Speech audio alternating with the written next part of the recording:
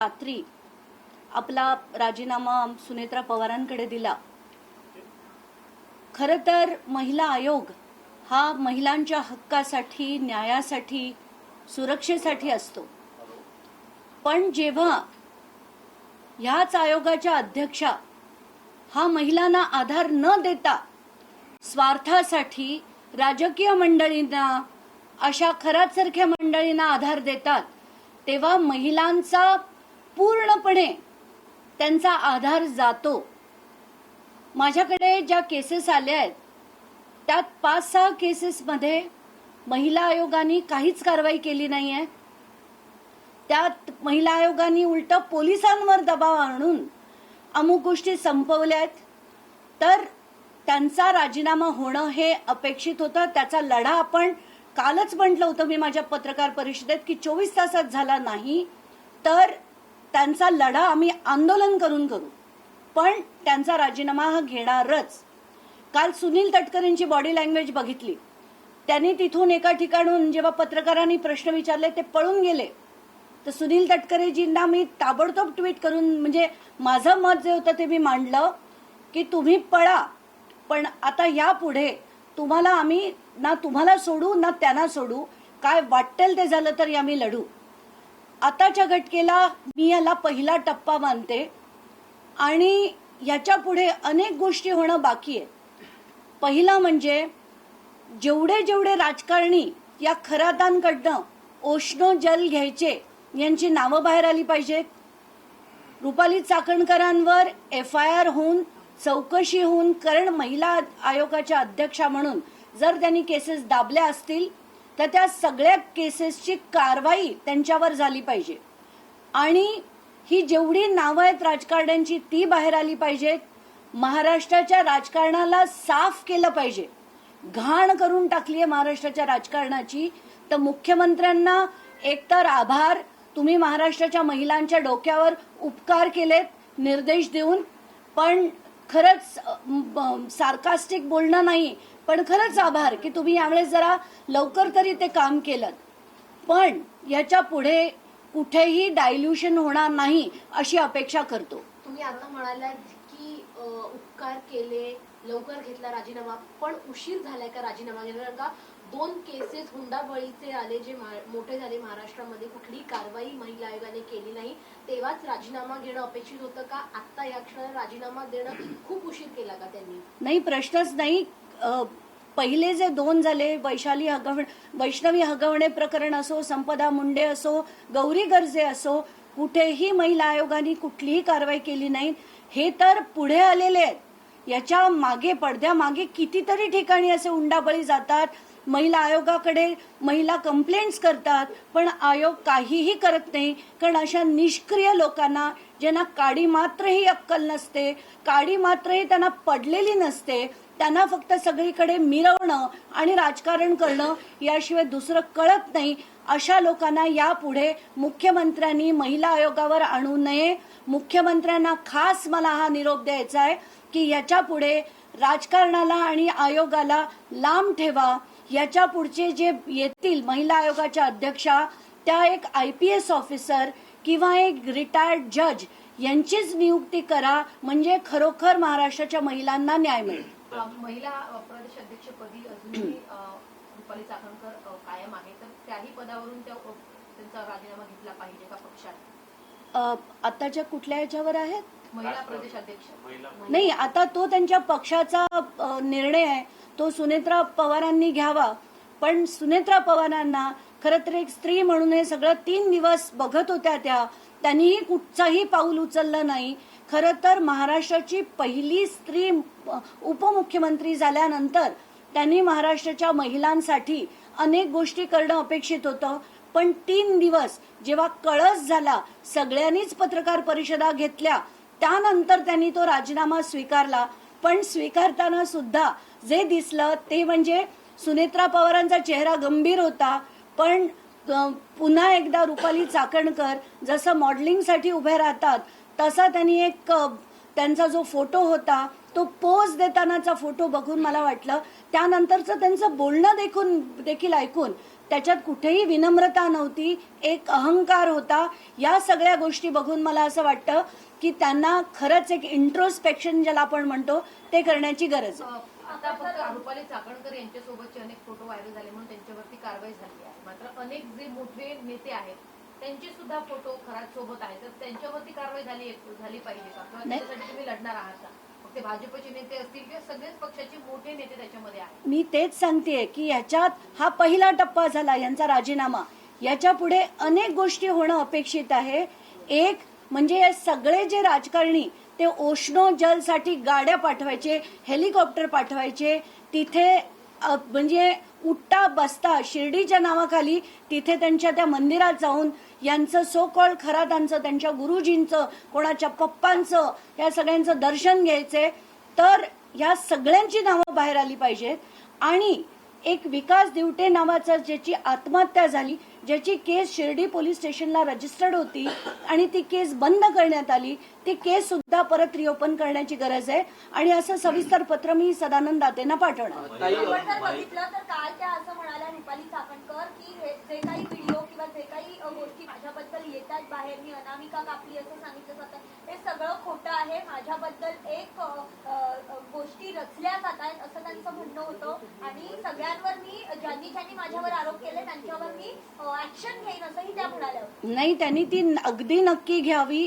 अनामिका कापली नाही कापली ते त्यांचं त्यांनी ठरवावं, सुषमा अंधारेंनी ठरवावं.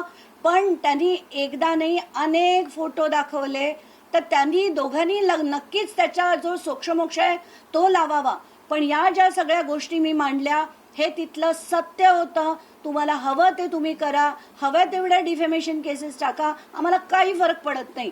आम्हाला महाराष्ट्रातल्या महिलांसाठी जे लढणं, एक स्त्री म्हणून लढणं माझं कर्तव्य होतं, ते मी केलं. आणि अशा व्यक्तीला उचलून फेकून देणं हे प्रत्येक स्त्रीचं काम आहे, जे मी केलं. अनेक नेत्यांचे फोटो समोर आलेत, मात्र दीपक केसरकरांनी स्टेटमेंट दिलंय. ते म्हणतायत की ते जे बोलायचे ते खरं व्हायचं आणि म्हणून लोकांचा विश्वास त्यांच्यावर बसायला लागला. आता कुठलाही माणूस येतो, काहीही बोलतो आणि ते खरं होतं म्हणून त्याच्याकडे असं अंधश्रद्धेने जाणं आणि या ज्या गोष्टी तो करायचा हे कितपत लोकांना पटतंय. आणि असे जर आपलेच नेते जात आहेत हे बघून इतर सामान्य जनतेला वाटतं नाही हा खरंच कोणतरी योगी पुरुष असेल, कारण याच्याकडे आपले नेते सुद्धा जातात. तर आपण या सगळ्या अंधश्रद्धांना, या सगळ्या गोष्टींना कुठेतरी आळा घालणं गरजेचं आहे, असं या नेत्यांना का वाटत नाही हेच मला कळत नाही. खरं हाच मुद्दा आहे की महाराष्ट्राला पुरोगामी राज्य म्हणून बोललं जातं.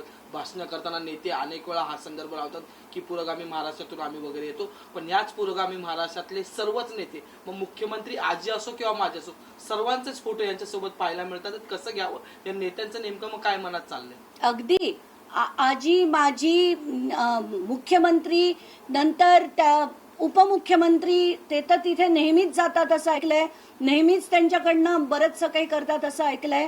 आत्ताच्या घटनेला मला हाच संदेश द्यायचा आहे की एक तर लोकांनी यांना मी भोंदू बाबा नाही म्हणणार, हे अतिशय विकृत बाबा होते. तर अशा लोकांना सगळ्यांनी समजून घेतलं पाहिजे की अशांच्याकडे कधीही परत जाऊ नका. हात जोडून विनंती आहे की आपला धर्म इतका कमजोर नक्कीच नाहीये. आणि अशा बाबांकडे त्यांनी काल तर एक महंत होते, महंत काळाराम मंदिराचे सुधीरजी, आणि त्यांनी तर सांगितलं जिथे ते म्हटलं जात होते ते मंत्र सुद्धा चुकीचे होते. तर हात जोडून विनंती आहे, असे कॅप्टन, असे बोंधू, असे विकृत अशा लोकांकडे जात जाऊ. सरकारांचे निकटवर्तीय दीपक लोंढे त्यांची एसआयटी चौकशी कसून करण्यात आलेली आणि या चौकशीतून समोर आलेलं की त्यांचे व्यावसायिक संबंध होते. या चौकशीतून आता आणखी नवी राजकीय नेत्यांची नावं समोर येतील असं एसआयटीच्या सूत्रांचं म्हणणं आहे. मी दीपक केसरकरांचे एक नाही अनेक फोटो अनेक वेगवेगळे बघितलेत. चंद्रकांत पाटलांचे बघितलेत, तर आत्ताच्या म्हणजे भाजपच्या चंद्रकांत पाटलांचे.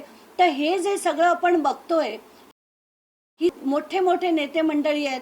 धनंजय मुंडे आहेत, चंद्रकांत पाटील आहेत, दीपक केसरकर आहेत, सुनील तटकरे तर उठता बसता आहेत. चाकणकर तर मला वाटतं त्या सिन्नरमध्येच राहिला होत्या की काय असंच वाटतंय. तर इतके त्यांचे फोटो व्हिडिओ म्हणजे हे एकदाच चुकून गेलेत की भेट घ्यायला गेलेत असं नाहीये. त्यांचे संबंध सगळ्यांचे नक्कीच होते. तर हे सगळं बघून मला वाटतंय की हे फार गंभीर आहे. हे सगळ्यांची नावं बाहेर आली पाहिजे आणि एक तर राजकारणाला आता या सगळ्यापासून मुक्त करण्याची गरज आहे. हे प्रकरण आतापासूनच सुरू नाहीये. या आधी काय कॅप्टन या त्यांच्या संस्थांना धरणाचं पाणी दिलं ते 39 लाख लिटर आणि ते मला मुख्यमंत्री अगदी महत्वाचा प्रश्न विचारला. जयंत पाटलांनी त्यांच्या काळामध्ये मवियानी त्यांचं जे धरणाचं पाणी होतं ते त्यांच्या संस्थेला आरक्षित केलं. पहिलं तर हे आरक्षण काढून टाका, कारण हे जनतेचं पाणी आहे. जिथे तिथले शेतकरी आहेत त्यांना ते पाणी आधी मिळालं पाहिजे. आणि जयंत पाटलांचं सुद्धा नाव याच्यात अनेकदा येताना दिसतंय. याची सुद्धा सखोल चौकशी झाली पाहिजे. ताई, खरं तर अजित पवार हयातीत असतानाच अनेक वेळेला या प्रकरणामध्ये देखील रुपाली चाकणकर यांचा राजीनामा मागण्यात आला होता, परंतु सुनील तटकरे हे त्यांचा राजीनामा राखून ठेवायचे, दाबून ठेवायचे असा दावा का करण्यात आला आहे? मला एकदा नाही अनेक प्रकरणांमध्ये प्रत्येक पदोपदी रुपाली चाकणकरांना कोणी वाचवत असेल तर ते एकमेव नाव म्हणजे सुनील तटकरे. त्यांना पदोपदी वाचवणं, त्यांना पाठीशी घालणं, त्यांच्यावर काही न येऊ देणं, ते त्यांना कोणी काही बोललं की चिडाचिडी करणं, हे एकदा नाही असंख्य वेळा आपण बघतोय. तर ही जे पद होतं, आम्हाला रुपाली चाकणकरांशी काही घेणं देणं नाही. ज्या पदावर त्या होत्या, महिला आयोगाच्या त्या अध्यक्ष होत्या, त्या पदाला काही गरिमा असते. ती गरिमा लक्षात ठेवून त्याने वागणं अपेक्षित असतं. जर त्या कोणाचे पाय धुताना, आपल्या पदराने पाय पुसताना ही सगळी जेव्हा चित्र बघतो, संताप होतो. महिला आयोगाच्या अध्यक्षांनी त्यांच्या पदाचा तरी गरिमा ठेवला पाहिजे. आणि आताच्या घटकेला जे असंख्य व्हिडिओ, माझं तर काल सगळ्यात जास्त संताप पांडुरंगाशी त्यांची तुलना केली म्हणून झाला होता. ते मी सगळ्या माध्यमांना सुद्धा सांगितलं, तुम्ही ही बातमी दाखवा की एक महिला आयोगाची अध्यक्ष जर म्हणत असेल की तुम्हाला आषाढी एकादशीला पांडुरंगाचं दर्शन घेता येत नसेल तर तुम्ही इथे येऊन घ्या, हे पांडुरंग आणि त्या रुक्मिणी. तर इतकं लज्जास्पद असं त्यांचं जे बोलणं होतं, त्यांच्यावर फार म्हणजे 3 दिवस हा सुद्धा फार जास्त कालावधी त्यांना देण्यात आला असं मला वाटतं. महिला आहे म्हणून मला कुठेतरी टार्गेट केलं गेलं. अनेकांचे फोटो आहेत पण मी महिला आहे म्हणून मला कुठेतरी टार्गेट केलं गेलं. सगळ्यांचे जे फोटो होते ते सगळे उष्णजल घ्यायला जायचे. तुम्ही महिला आयोगाच्या अध्यक्षा होता आणि असं असून सुद्धा तुम्ही केक खाताय, पाय पुसताय, पायावर डोकं ठेवताय, हे आक्षेपार्ह आहे. म्हणून तुम्हाला सॉफ्ट टार्गेट नाही, हे टार्गेट केव्हाच करायला पाहिजे होतं. संपदा मुंडेच्या मॅटरमध्ये जेव्हा तुम्ही तिच्यावर शिंदोडे उडवलेत तेव्हा तुमच्या अध्यक्षपदाचा राजीनामा घ्यायला पाहिजे होता. पण आता तरी झाला. ह्याच्या पुढे महिलांना थोडा तरी आधार मिळेल आणि याच्या पुढची अध्यक्षा चांगली असेल अशीच मी अपेक्षा करते. धन्यवाद. काँग्रेसचे अरविंद शिंदे आहेत, ते म्हणाले की चाकणकरांना राजकारणातून संपवण्याचा प्रयत्न केला जातो. नाही, मला त्याच्यावर काहीच बोलायचं नाही. राजकारणात मला पडायचंच नाही. खरात हे अघोरी पूजा देखील करायचं असं देखील सांगितलं जात आहे. नाही, आताच्या घटकेला मी देखील ऐकलंय, पण जोपर्यंत आपल्याकडे काही ठोस पुरावा नाही किंवा नाही तोपर्यंत बोलणं चुकीचं ठरेल. ज्या दैनिकाने सर्वात आधी खरा त्यांची बातमी दिलेली होती त्या पत्रकाराला कुठेतरी लक्ष केलं जात असल्याचं आज कळतं. एका याबाबतची माहिती देखील आहे. नाही, याच्यात तर मुख्यमंत्र्यांनी ताबडतोब कारवाई करून त्यांना सुरक्षा दिली पाहिजे आणि त्यांच्या याची जबाबदारी ही आता होम डिपार्टमेंटची आहे. आलतू फालतू लोकांना जेवढे 10 बाउन्सर्स आणि 10 त्यांच्या मागे पोलीस असतात ते काढून द्या आणि अशा लढणाऱ्या लोकांसाठी कोणीतरी तुम्ही बॉडीगार्ड द्या अशीच विनंती मी त्यांना करेन. तुम्हाला असं वाटतं का, सुषमा अंधारे असं म्हणतात की त्यांनाही सह आरोपी करून द्या चाकणकरांना, तर ते आणि झालं अटक केली पाहिजे पाहिजे म्हणून असं अटक केली वाटतं पाहिजे. का? त्यांनी जी प्रकरणं दाबली, कारण तिथे पीडित महिला होत्या, त्या पीडित महिलांची प्रकरणं दाबली आणि त्या विकास दिवटेची जी सुइसाइड केस होती ती बंद केली. खरतांविरुद्ध त्या अनेक जणांना वेळी अवेळी फोन करायच्या, या सगळ्या गोष्टींची चौकशी झाली पाहिजे. आणि प्रायमा फेसी एव्हिडन्स जर अवेलेबल असेल तर त्यांच्यावर तात्काळ FIR करून चौकशी करून कारवाई ही झालीच पाहिजे. म्हणजे म्हणून मी म्हटलं की पहिला टप्पा म्हणजे त्यांचं राजीनामा आणि आता त्यांच्यावर FIR होऊन चौकशी होऊन कारवाई झाली पाहिजे. तरच याला पूर्ण चाकणकर प्रकरणाला पूर्ण विराम मिळेल. नाहीतर खरात प्रकरण चालू राहील आणि चाकणकर त्यातनं निसटून बाहेर पडतील, तसं चालू देणार नाही. बरं, राजीनामा देताना त्यांनी अजून एक पत्र ट्विट केलं आहे. सदानंद दाते यांना त्यांनी चौकशीची मागणी केली आहे. काल तर गंमतच वाटली. त्यांनी काल दुपारनंतर सदानंद दातेंची भेट घेऊन त्यांना जे पत्र दिलं, अरे चाललंय काय बघा ना, तुमच्या विरुद्ध पुरावेचे पुरावे बाहेर येत आहेत आणि तरी राजीनामा देण्याऐवजी तुम्ही पत्र देताय की त्याची निष्पक्ष चौकशी झाली पाहिजे, अमुक झालं पाहिजे. अरे कोण बोलताय आणि काय बोलताय? म्हणजे उलटा चोरच म्हणतोय की चोरीची तपास झाला पाहिजे. तर हे गंमतच वाटली मला ते सगळं बघून. आणि सदानंद दाते अतिशय चांगले आणि हुशार ऑफिसर आहेत. त्यांना तर नक्कीच कळलं असेल हे कोण आणि कशासाठी करतात. चाकणकरांनंतर सगळ्यात जास्त चर्चेचं नाव आहे ते म्हणजे दीपक केसरकर. दीपक केसरकर यांच्यावर कारवाई होईल का? दुसरा मुद्दा, त्यांचे जे निकटवर्ती आहेत लोंढे, त्यांना ताब्यात घेण्यात आलेले आहे. आताच्या घटकेला दीपक केसरकरांविरुद्ध मला सगळे अजून पुरावे मिळाले नाहीत. आज सुद्धा दुपारनंतर काही लोक येणार आहेत आणि सोमवारी येणार आहेत. तर सगळे पुरावे मी एकत्र घेऊन मग दीपक केसरकरांची पण असेल तर ती सुद्धा आपण काशी करू. फक्त आताच्या घटकेला जेवढे पुरावे आहेत तेवढंच मी बोलले. धन्यवाद. उपजिल्हाधिकाऱ्याच्या पत्नीसह खरातच्या पत्नीची देखील सामायिक मालमत्ता असल्याचं कळतं. पत्नी आणि पुत्री मुलीची ते मी कालच प्रेस कॉन्फरन्समध्ये मांडलं. ते जे एक डेप्युटी कलेक्टर आहेत त्यांच्या मुलीची आणि अशोक खरातांची जी एकत्र सातबारे आहेत त्याचं मी काल माझ्या प्रेस कॉन्फरन्समध्ये मांडलंय. पण आताच्या घटकेला त्यांची इतर काही मालमत्ता किंवा आर्थिक संबंध आहेत की नाही ते सगळं मला चेक करायचंय. ते झाल्यानंतर ते देखील मी आपल्या पुढे मांडेल. शेवटचा मुद्दा असा आहे, काल ज्या प्रकारे एकंदरीत या अगोदरच्या अनेक प्रकरणांमध्ये रुपाली चाकणकर सुखरूप बाहेर आले पडल्यावर किंवा वाचवण्यात आलं होतं. तुमच्यासारख्या सामाजिक कार्यकर्त्या, मग तुम्ही असा सुषमा अंधारे असतील किंवा इतर लोकांनी ज्या प्रकारे दबाव आणला किंवा ज्या प्रकारे परिस्थिती मांडली आणि मुख्यमंत्र्यांनी शिष्टाई करत थेट राजीनामा मागितला, हे पूर्वी व्हायला हवं होतं. अगदी नक्कीच पूर्वी व्हायला हवं होतं. नाही, नक्कीच पूर्वी व्हायला हवं होतं. मुख्यमंत्र्यांनी यांचा राजीनामा संपदा मुंडे मॅटर नंतरच खरं घ्यायला हवा होता. त्यानंतर वैष्णवी हगवणे प्रकरणानंतर घ्यायला हवा होता. पण आपण म्हणतो ना, पापाचा घडा त्यांचा भरत आला होता, आता तो भरला होता. शेवटी मला त्यांना राजीनामा द्यायला निर्देश दिले असं जेव्हा कळलं तेव्हा मला अतिशय बरं वाटलं. कारण बडतर्फ करणं हे खरं अपेक्षित होतं, पण निर्देश दिले म्हणजे तेच झालं. त्यांना बडतर्फच केलं गेलं असं मी मानते. काय म्हणजे